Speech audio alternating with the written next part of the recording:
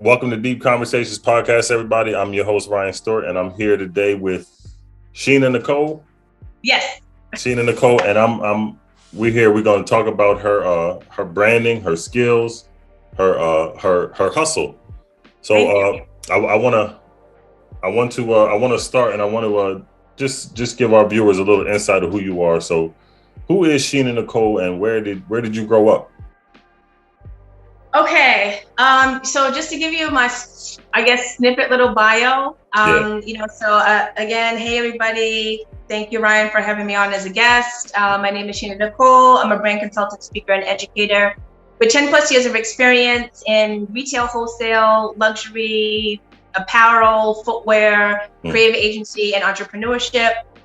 My knowledge expands from anywhere in brand development, brand psychology, conscious branding, tech, and consumer behavior.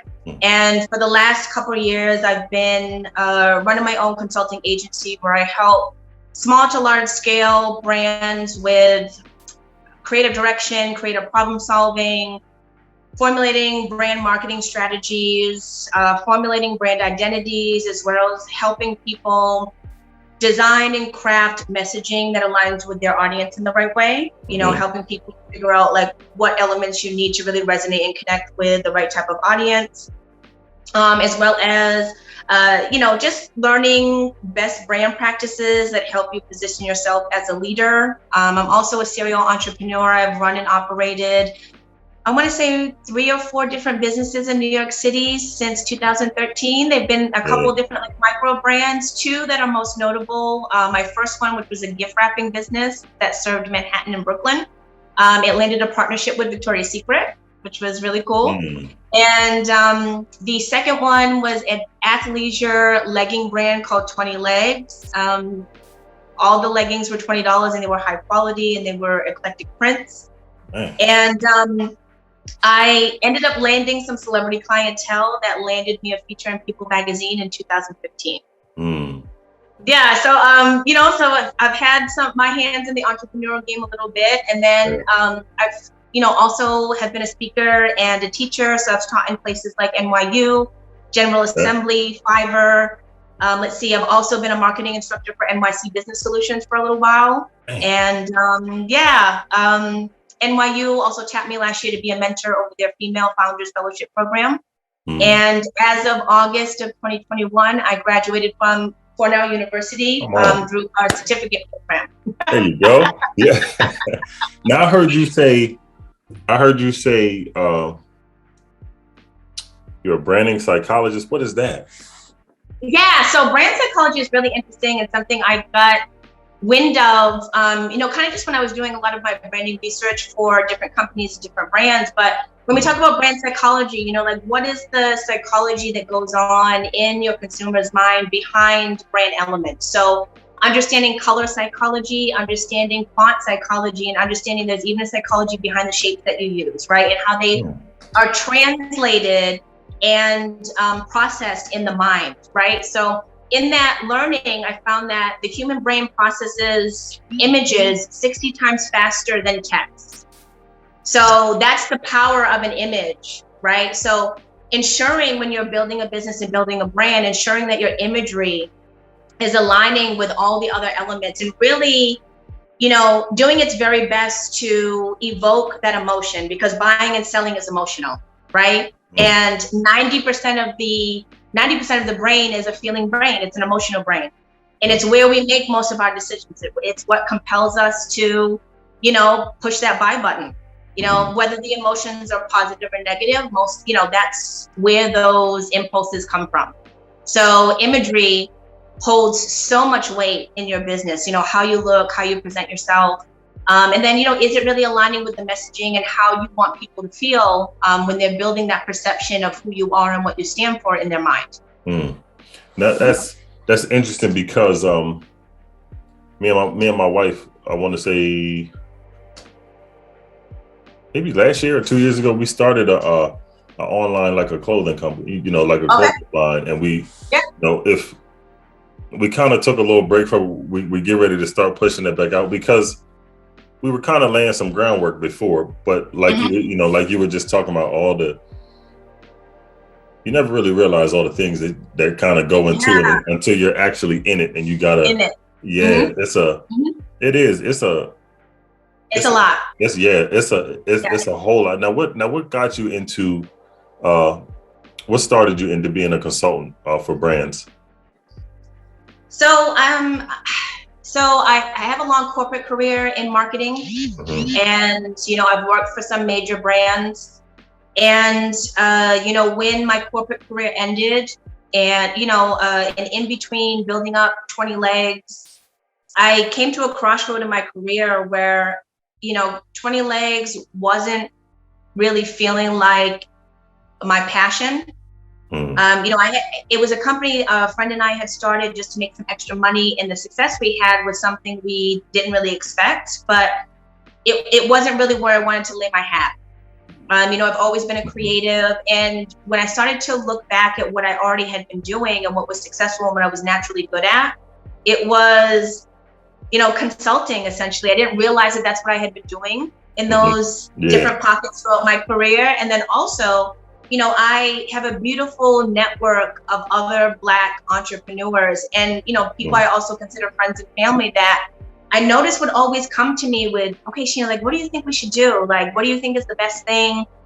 What do you think about these colors? What do you think about this imagery? Does this all align? What do you think about our target audience? And again, just kind of noticed that I was already consulting and doing that work anyway. And it felt good. It came natural. It was something I was, naturally good at. And I was helping people. Yeah.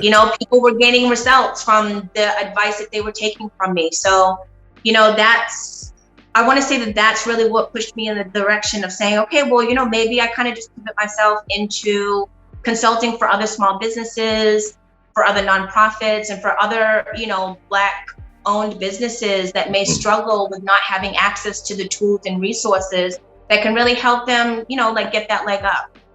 Now, what has helped you? What do you think? What am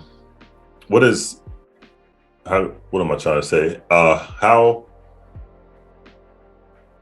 What have you learned about yourself? What have you learned about yourself in your journey with, consulting and branding and all of that? Oh my goodness. So much. I want to say the thing that I have learned about myself in this process that stands out the most is that I'm a lot more powerful than I realize. I think as a community, we always talk about, that excellence, that Black excellence, and sometimes not really realizing the power that we hold as individuals and also as a community, really stretching yourself as far and beyond what you think is possible. Because we've lived in a construct that has always told us that we can't, or we're not supposed to, right? Yep. But being able to leap beyond those bounds and say, that's been a lie. Yeah. I really am, so much more than what I've taught. I am or what I was meant to be. And I feel like there's just something really powerful in having that self-realization about that really sky's the limit.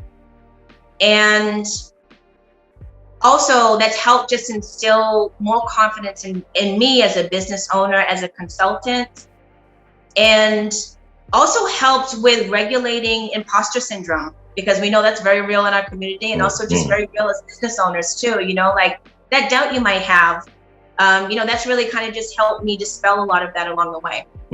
Yeah, I think it's a really, I've been talking to a lot of, entrepreneurs on the podcast and stuff, and everybody has kind of said the same thing. When you're able to unlock that part of you that that you've always covered over yourself with that self-doubt. I mean, it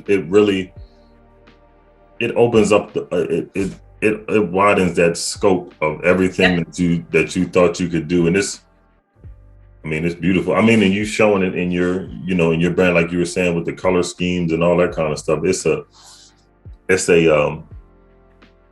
a real cool It's a real cool thing. Thank you. Yeah. And it is like, yeah, it's been a really cool journey. Mm-hmm. Now, have Yeah. you worked with other notable brands besides you said the Victoria's Secret? So, I mean, in my corporate career, I have worked with some big Yeah. brands Mm-hmm. where, yeah. So, Karmaloop out of Boston. Yeah. Yep. Yeah. So I used to work for them, and I'm also originally from Massachusetts. Okay. So yeah. I was brought on to build out a department for them early on in my career, Mm-hmm. and it was such a defining moment for me because, you know, when I first started off, my first job out of college was a customer service position for a big shoe brand, and I won't name the brand because the encounter wasn't, or the experience was colorful. I will say that. Right. Yeah. We'll leave it there. Yeah, Yeah. it was colorful. I'll say that. And you know, but I had always known that deep down inside I've had this creative spirit, and I've always wanted to pivot into marketing. And again, like, you know, when you're customer service, how do I do this? Mm-hmm. And I felt like up until that point, I kind of positioned myself to, now here we are a couple of years later, I have the ability to work for Karmaloop. They brought me on CRM marketing, and basically to build a department from scratch that didn't exist. Mm-hmm. And I was able to work with them for a couple of months. And even when I was onboarded, they were in a bit of a transition period. I think shortly after is when like Pharrell came on, and then like Kanye was there, and it was just like it was like a whole big thing. But I had been there shortly before. Okay. And had worked on some marketing campaigns for them that, you know, I think the first one that we did grossed over $91,000 in 3 days that we had launched for them. Yeah, it was like, you know, it was very successful. We did it was great. And then pivoting from there, I've also done some merchandising and some visual merchandising. I used to work for Gap and Banana Republic between their stores. And I also worked in their corporate office as a corporate visual specialist. Mm. Now you said that I read in your bio that you was and you said it earlier, that you was a business mentor at NYU. Yes. So during the pandemic, I had an opportunity through a girlfriend of mine who works at NYU, connected me to their programs manager, which turned into an opportunity to teach a couple of branding and lead a couple of branding lectures for their entrepreneurial institute.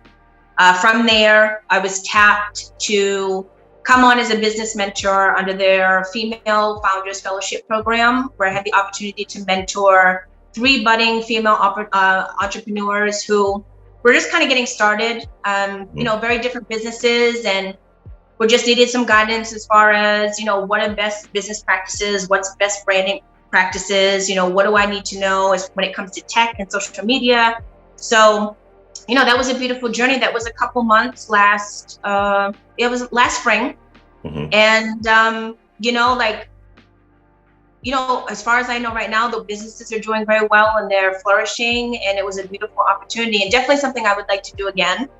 I'm gearing up to teach with NYU again this month, actually in a couple of weeks, teaching a new course about branding and technology, and, you know, just helping people understand how they can use new advances in technology and new features to help build that solid brand identity and just brand direction. You really are a serial entrepreneur. You killing it. Thank you so much. You know, I'm just trying, you know, I'm just on my hustle and on my grind like everybody else. And I feel like you have to be, especially if you're in New York City. You know, like, I don't think the energy here lets you do anything else. So you either got to keep up or get out. Because everybody, I'm from Delaware, so okay, it's a lot slower than New York. But my family, you know, my dad's side of the family is from North Carolina, so you know, that's slow, you know.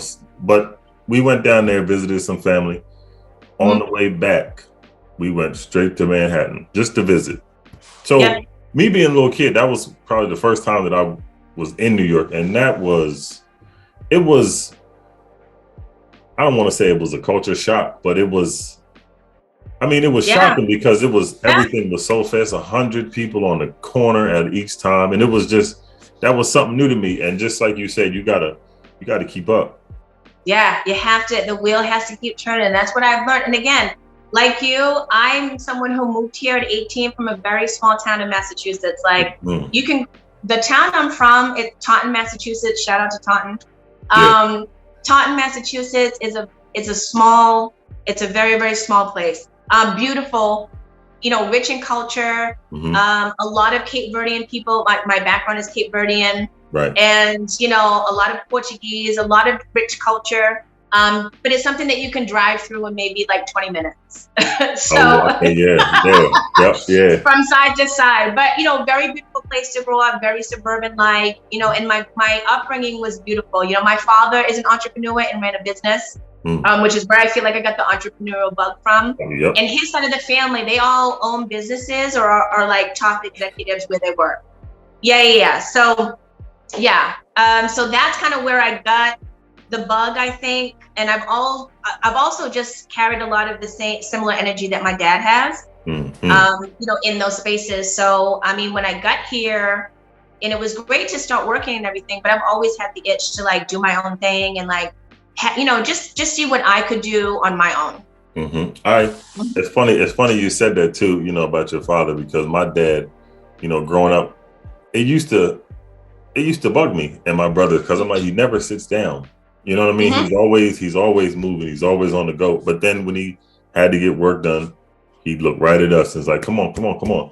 And as I got older, you know, and sitting down and having conversations with him and stuff and listening to, you know, to some of his stories, you know, him being in, you know, trying to get in real estate and, you know, a lot of different things that he was doing. And I'm like, now I can't sit down.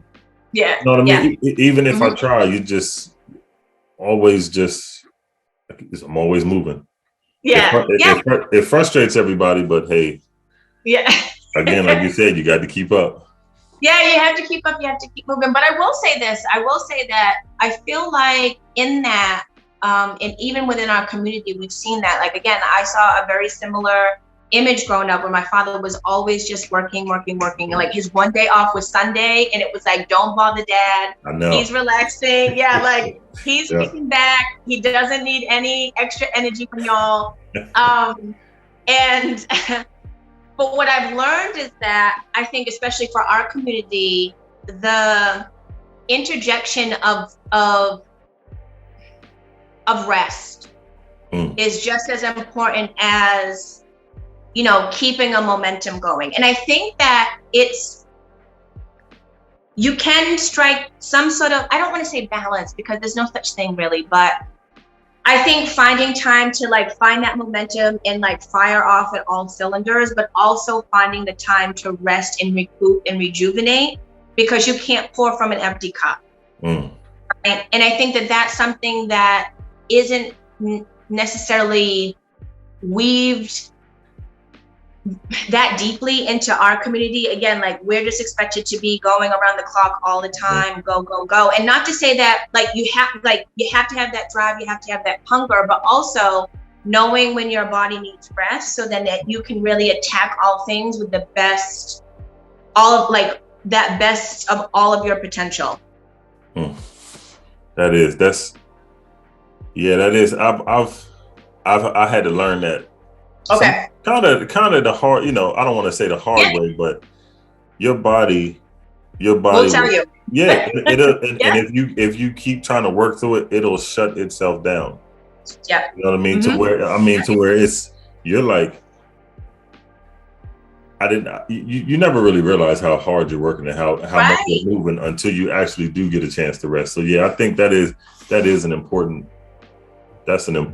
piece of something that everybody needs. Now, what advice can you give that you think could help new and up and coming brands? See.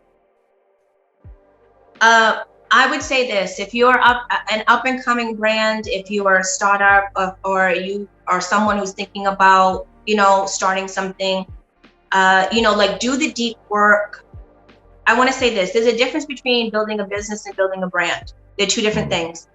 They'll both make you money, but I think where they sit in the ecosystem of industry and business and just different fields, they'll be different. You know, a business is literally transactions. You know, I give you something, I get something in return. And that's a business. Just like we're engaging in business right now in this conversation of exchange of energy and just experiences, right? So that's business. When we're building a brand, it's so much more than just, you know, the exchange. This is about creating an experience. This is about creating a brand person that is going to live in the consumer's mind. So it's so, you know, so do the work to really deeply understand who you are, who is your brand person, you know? And I feel the kind of, the phases I take people through, and I'll just you know, highlight brand identity. When we talk about brand identity, we're not just talking about how you look, you know, so we're talking about so much more beyond your logo and your colors and your website and your social media. All of that stuff can look great, but if there's no essence or actual soul behind all of that, then you don't really have a brand. Because building a brand is similar to a human being. You have a soul and an energy that's your compass, right? And it inspires and motivates and compels everything else that you do on the inside and the out. So it's the same thing when you're building a brand. Your identity, yes, is made largely up of the visual aspects, but there's also a couple of other parts to it. What is the essence of your brand? What's your personality? What's your character? What's your ethos? What's your belief system? What is your voice? What does it sound like? So, you know, thinking about it, when we encounter a brand like Nike, we may not realize this, but there's a voice that pops into your head when you're reading content from them. It sounds like a certain person, right? It does. Or if we're reading something from Amazon, that sounds like a different person to us. But that's all in the perception that we've built in our minds about who Amazon and Nike are, what stakes they hold in the industry, and, you know, like where we rank them on the perception level. That's all connected. And then when we think about the other part of it, what's the experience you want people to walk away with? Like, how do you want people to feel once they have engaged with your brand, whether that's on or offline? And those two things should be seamless. You know, again, like when we encounter Nike on its website and then walk into a Nike store, like that feeling I get from all of that should be aligned, right? Because that's essentially what's building a perception. And also that's what's solidifying that trust. And it's also what's solidifying like that loyal customer that is going to ride off into the sunset for you and with you, because like they believe that much in what you are doing because it aligns with things that they believe. Simon Sinek said, you know, as a business, as a brand, it's not about making things or making products or providing services that everybody needs. It's about doing business with the same kind of people that believe the same thing that you believe. That's what is really at the core of it. That's something too. When you was talking about Nike and, you know, how people go to the mall, you're walking in there because you yourself are wanting to look like that person they created. Yep. You know what I mean? That's it. And I've never thought about it like that, but that's deep. Yeah. That's deep to do that. And like you said, those little customers keep coming back and coming back. And then once Nike gets the pressure gauge of the community, right? We know what to do next, and we know how to move next. And then once we figure that out, we just gonna do it. We just do it. That's it. That's how, and that's exactly how it works. They learn more intimate things about you more and more over time, and that's how Nike consistently delivers. And they know they do it well, and they always get it right, because it's about always, you know, because it's about owning your audience. Again, like, you know, I understand me, but I also intimately understand this audience and what they want. You know, and that's how successful brands like Nike and Apple, that's how they do it. We know what y'all need, we know what y'all want, and we know that we're the right type of people to give it to you. Mm-hmm. Now you've been in the fashion industry as well. Yes. Now yes. what got you started in the fashion industry? And besides us, you know, our culture, we love it. We love clothes and we love, yes. you know, looking good when we walk outside. Right. Yeah. I think it was, again, being a creative and know that I had just a lot of really good ideas and just always, you know, fashion seemed like the right industry for me to pursue for my creativity at the time when I was young. You know, again, you know, we are the purveyors of culture. We are, you know, we are the trendsetters. We, you know, we are culture, period. Yes. So, yep. I mean, that's really what it is. So, you know, seeing that and just seeing how much power was behind that, you know, wanting to be one of those voices and also representing as a Black woman in those spaces. A lot of people, again, when I first stepped in, didn't look like me that were in these creative spaces. So again, just long story short, I thought that was the best route. Again, it seemed like the most exciting. I was coming to live in New York City. I figured that's the scene. That's where you want to be. Yeah. And it was just something else. Again, very colorful. Yeah, I know. Yeah. You know, a very colorful experience. And for me, you know, like I'm a very, if I could just describe myself as a person, like I'm a very, you know, warm, lighthearted type of person. You know, I'm not a shark. I'll say that. Yeah. I'm not, because I'm not out for blood. I feel like there's enough sunshine out here for everybody, and we can all, there's more than enough money circulating around here. Just put your hand out and grab it. I'm not a competitor. I'd rather collaborate. And I just felt like that industry was a little too cutthroat for me.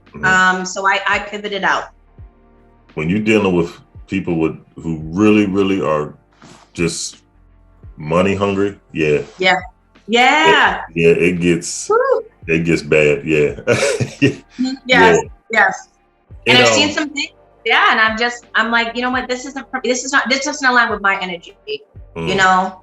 And also, you know, being in a lot of spaces where, again, there weren't people who looked like me, you know, there wasn't much representation from our community, and like that made me sad too. You know, and again, you know, I felt a little sad that I wasn't, you know, I did my thing, you know what I mean? I represented, again, like, you know, my time at Gap, corporate visual specialist, that had always been a lifelong goal. I started working at Gap when I was 16 and just a sales associate. Wow. And told myself one day, you know, I'll become an assistant manager, a supervisor, all those things, and then eventually make it to corporate doing something. And I did that.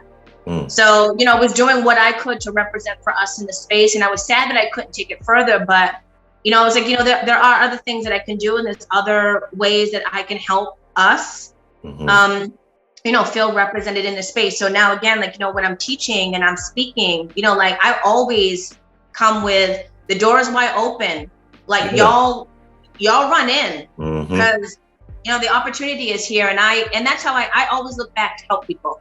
You know, especially people from our community, because it's like, that's one of the major things that holds us back, you know, the access to the money, but also like resources and tools and mentors that look like us, that understand our unique cultural experience, our nuances, and understand the challenges that we face when it comes to building business. And I think that's important too, when you're up and coming and you're going to seminars and you're going to different classes, to be able to see somebody that looks like you, because the conversation is different and it's more relatable. It's more relatable because I remember being in some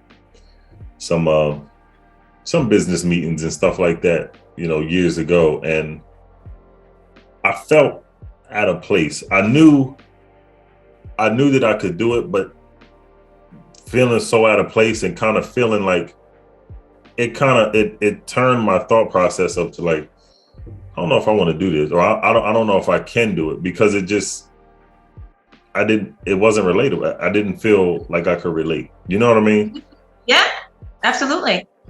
So and it does make a difference. It does make a difference. Like when you're seen and you're heard and you're represented, it does make a difference in every aspect. Like the boost in in your confidence, or just the boost that it does for the community is like, that's big. Especially when we, again, have been brought up in a construct to, make us believe that we don't deserve, or we're less than, or we don't deserve the same opportunities as other people. So it does a lot. Absolutely. It does. Now, it's 2022. I want to know what your goals are for yourself for this year, and then for some bigger goals that you have for yourself in the future. Oh my. So I have a whole list of things I want to do this year. Yeah. Archery is on there. I want to learn how to shoot a bow and arrow. That's dope. That's cool though. Yeah, and also if things really fall apart, I want to know that I got it. I know. Okay. Yeah. I want to learn how to play chess.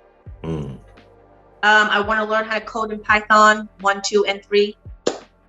Because Python is the main language of artificial intelligence and machine learning, and that is most of what is behind a lot of the technology. Again, like machine learning, that's Netflix. If you think about Netflix, that's machine learning behind the scenes. Artificial intelligence, again, that's already starting to take over. So I want to make sure that I'm always good. As technology advances, so learning how to code.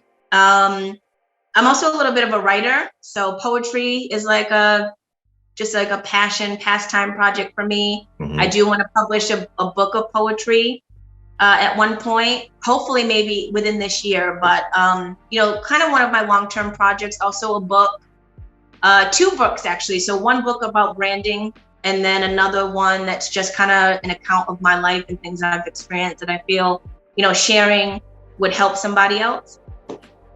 That's funny. That's funny you said that too, because I was just thinking to myself. I'm like, you should think about doing a documentary, because you ran into a lot of things that could help a whole lot of people. Yeah. Yep. Absolutely. And documentaries are kind of my thing, so that would be super dope. I mean, I love a good documentary. I also have had an idea for one that is just telling the story of Black women. I feel like there are so many things. So I feel like we have a nuanced experience inside a nuanced experience. Being a Black woman is literally just a whole storyline in itself that exists within a community that has its own storyline that is very unique and full of culture, and again, that just nuance of things that other people don't experience. So talking about everything from our hair and our relationships with our mothers, and the experiences that we have in corporate America that are different and don't seem to align anywhere else in the world. The challenges that we face from being women and also being Black women or women of color. There's an intersectionality there that a lot of people don't talk about. That is something that I learned about reading How to Become an Anti-Racist by Ibram X. Kendi. Very good book. I recommend it. I read it during the pandemic.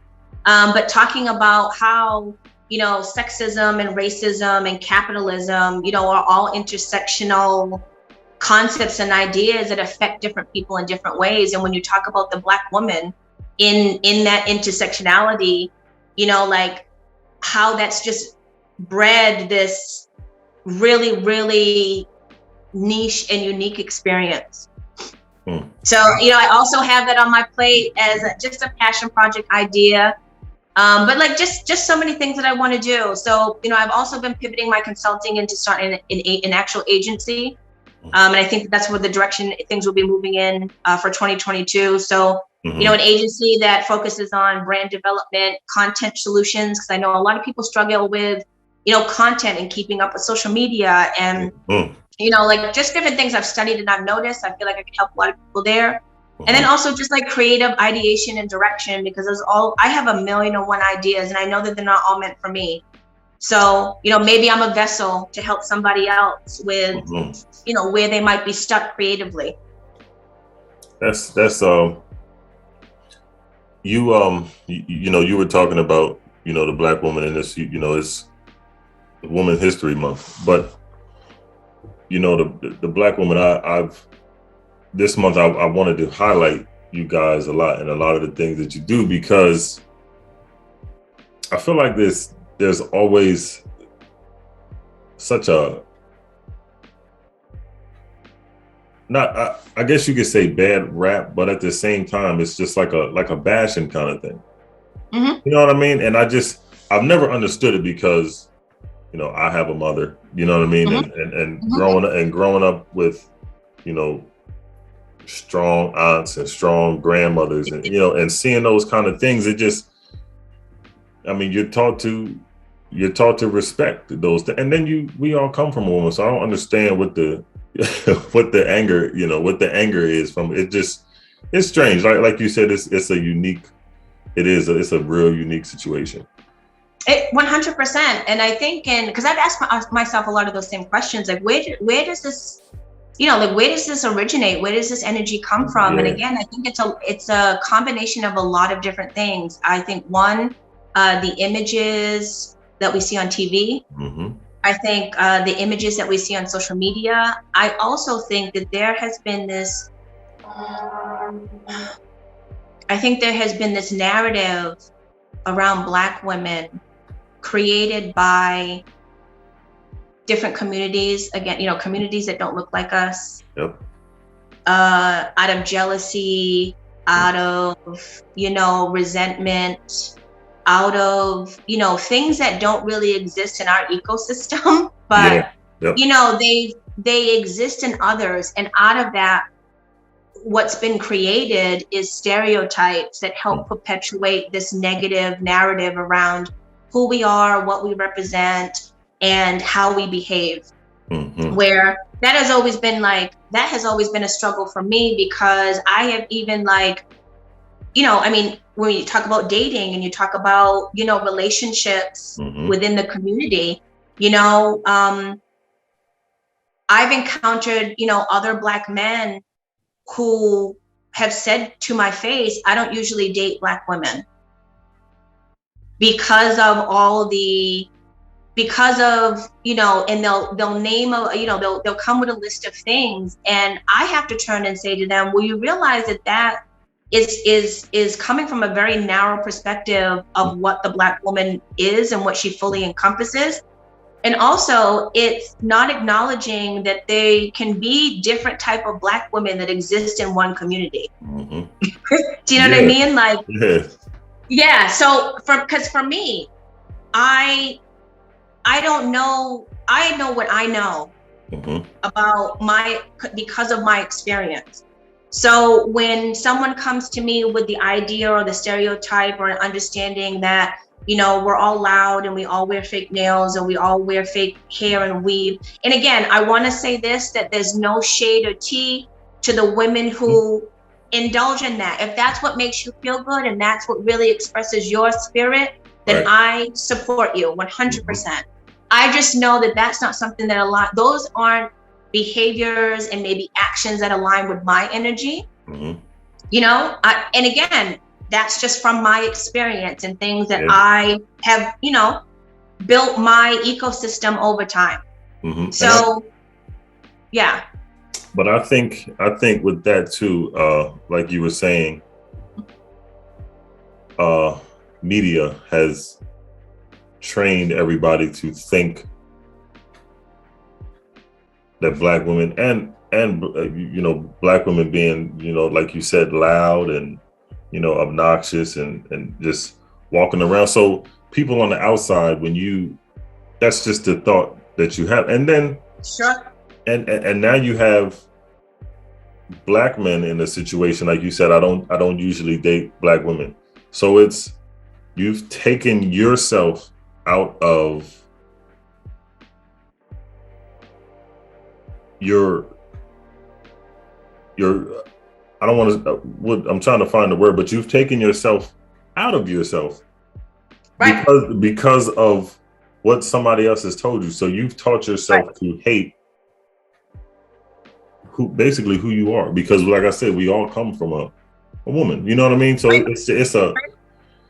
that's a whole nother podcast right there. Yeah, so, it you know is what I a mean? whole And conversation, because that can get really deep. That can get really deep because there's so many things that have been compounded over time that have added to building out that construct that people just believe, and they don't. And what I hate is that people won't do their own research or their own due diligence to say, you know what, like, again, like I've heard 1,000 of and I don't want to say this, but I've heard 1,000 different things about Black men, but that's still what I prefer to date. Yeah. Yep. You know, because I've done my own research to say, you know what, you know, I don't want to be one of those women that just say, you know, men aren't this and men aren't that. I want to believe that there's a sector of the community, just like I belong to a sector of the community that doesn't operate that way.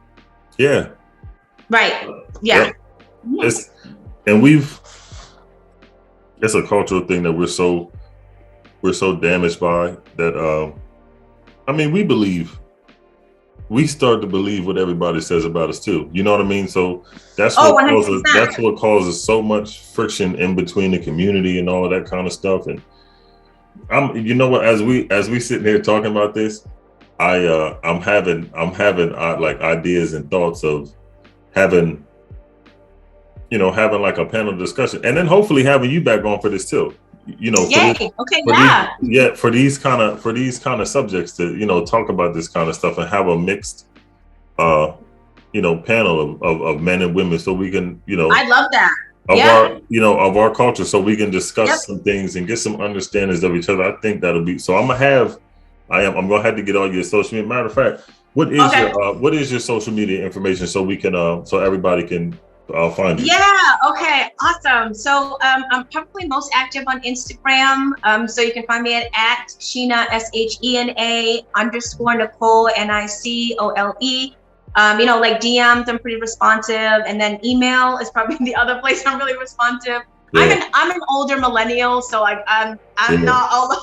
I'm not all over. I know, me too. I grew up in the Okay, so you understand. Okay. Or like email Shena SHENA Delgado, which is my birth last name, DELGADO @gmail.com.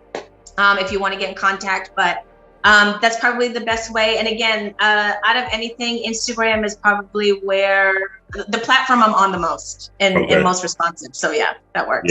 Yeah. It's funny. I'm not really. I mean, I'm getting into it now because of my branding and stuff like that I got to do. But I literally started social media last year. I'm 37. I'm 37 years old. Okay. Yeah. So it's like. Yeah, because it's a very messy place. It's a lot of noise, and for me, it's like business-wise, great. But I'm a little old school, where it's like I'm not filming everything. It's like I think my memory cavity in my brain, I just want to be here experiencing the moment. Yeah. I also remember being, growing up in the 90s, like we were outside. Playing manhunt. Yeah, I don't understand. It's my daughter. She'll probably see this and say, "Really, you talking about me?" But she's 11. So I was telling her the other day, I'm like, your grandparents, which are my parents, your grandparents had to holler at me to come in the house. I have to holler at you to go outside. Yes. To me, it's the craziest thing in the world. And why don't you want to be outside? It's nothing. There's nothing to do. It's grass. Go run. Roll around in it, make a mud pie, do something, right? Man. It's so true. It's so true. Yes. Now I want to say that I'm so thankful for the information and everything today that you have. That you gave today, because it helped me, and I'm sure it helped everybody else with, a lot of the things that we discussed with the branding and stuff like that. And also, I'm gonna, like I said, I'm gonna keep in touch with you because I'm gonna come up with that topic, and I'm gonna get me a panel of people, and we're gonna sit down and talk. Because yes, and I'm really happy that you brought this up because that has also been something on the back of my mind to do. Yeah. It's like we need to create spaces where we're having honest, raw conversations with each other to have more understanding. Like, what are we not getting from each other, and like where is the disconnect, and how can we work towards like closing that gap between us? Because, you know, like Black love, just like anything else, is one of the most radical acts against all of the constructs and hate and racism that we can engage in. And that's where we should be, you know, like that, bringing that union back together, and also like just having that be the root of like what helps bring the community back together. Like, let's just start talking about real things and see what see what conclusions we can come to. So please, I am 100% down for that. So yes. I am. It is, because we have, I mean, it's like you said, the Black love is so unique in itself, because there is, not saying that there's not power anywhere else, but there's so much power in our community because that's where we live. You know what I mean? Yes. So, you know, we gotta get that back. And I think that's why we got to get the foundation back, because you can't build on so much turmoil and anger and stress and all of that kind of stuff. It's just see what you done. You done got my wheels turning and everything now. So yeah, that's good. Honestly, like that's what I want to be for people. I want to turn the light on. Turn the light on, so you can't see any other way now but this way, and get the wheels turning. You know what I mean? Because like that's what we should be doing for each other in business, just in personal life as well, just personal relationships. It's like, you know, like how are we pouring into each other? You know, like how are we help turning the light on? How am I help? You know, I mean, Issa Rae said it best. Like, how are we networking across? You know, each other. Instead of feeling like we always got to go up and try to get in front of these people, but how are we working across with what we already got? We all, you know, like the spaces that some of us are in, like, let's use that power and like really just, you know, do what we got to do and just build. Look at Tulsa, Oklahoma years ago when they had the Black Wall Street. You know what I mean? I mean, that right there is just, and there's 1,000 stories of that, but that right there is just, and they built that on strong family, Black love, all of that. So all of that. And I want to just say something. I'm so happy that you brought that up because I've been there. Down Tulsa, Oklahoma? I have been to Black Wall Street in Tulsa. Yes. So quick story.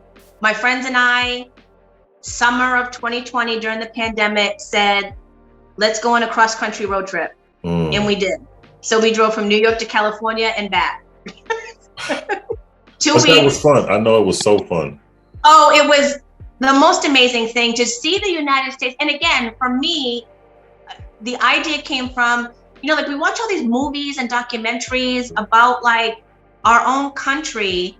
That's all of these things are literally in our backyard. Like, let's go see some of this in person. Instead of, you know, looking at it, you know, from behind a screen. And so we did the northern states on the way to California. So like Chicago, we stopped in Lincoln, Nebraska. Ooh, child. Wow. That was something else. And that was the height of the pandemic. And let me tell you, Lincoln, Nebraska, those folks had no mask on in 2020. And we're looking at us like we were crazy when we were at the gas station. I said, we should get out of here very quickly. And then Moab, Utah, we saw the Grand Canyon, drove through the desert, which was, that was wild. Made it to California, LA, we did Vegas. Vegas also, 2020 was popping. Them folks were like, what's going on? I don't understand. And how was the desert? We didn't either. We were like, oh, this is a lot. And then coming back, so I was very adamant about, I said, okay, on the way back, we had to stop through the southern states. So, and I had historical landmarks that I wanted to stop at. So we stopped in Little Rock, Arkansas, and went to the Little Rock 9 high school. We stopped at the Lorraine Hotel. And then we also made it to Black Wall Street in Tulsa. And right before, well, we also had a beautiful experience. So there was a gallery owner there, the Black Wall Street Gallery, that is also now here in New York City. He opened up another location in Soho. Wow. But when we were driving up, after getting off the highway, he saw us and was closed, but opened up for us to come in because we were traveling. So yes, Dr. Rico Wright, I believe his name is, owner of this beautiful Black Wall Street Gallery Museum, beautiful location. We spoke with him for a little while, but like as soon as you step out the door, that starts the 36 blocks of what used to be Black Wall Street. It was 36 blocks long. And they rebuilt some of the original structures. So when you walk in, it still looks very, very old school, 1920s. Right. Mm-hmm. But as you go down the street, they have plaques in front of all the locations that existed during that time on the sidewalk that let you know what was there before it was all burnt down. See, yeah. I'm a big spiritual person. I'm big on like spiritual energy. So how was that? Yeah. How was that energy? You know what I mean? Just going to those different places. Could you feel that? Absolutely. Like we got there right before sundown, so we did get kind of caught in the dark as we were walking along. But you absolutely felt it, because I'm like that too. Like, what energy is he? And you could feel like it was heavy. Mm-hmm. You could definitely feel some heavy, very dense energy. Like when we were walking down the street. The church is still there. The Zion Church is still there. The original church that's still standing.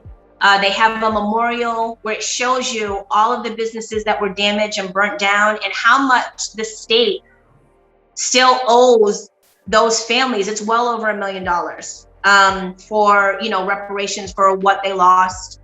And just to see in real life was like, wow. And we also ran into people that had been born and raised there that knew that we weren't from there, first of all. But we're just very eager to welcome us. They were I love the South. I do. Me too. I feel like my spirit is originally from there. Mm-hmm. Yeah. But I love anything Southern. I love the Southern hospitality, and they were just really nice, and also just very forthcoming with the history and sharing their encounters. And again, like people had been born and raised there, and just understood the history. So that was like a really big moment for all of us. Man. Yeah. That's something. Yeah, that's and I want to, because I went to different states to just see museums, but I want to broaden the horizon and start seeing some stuff like that, because that'll be good.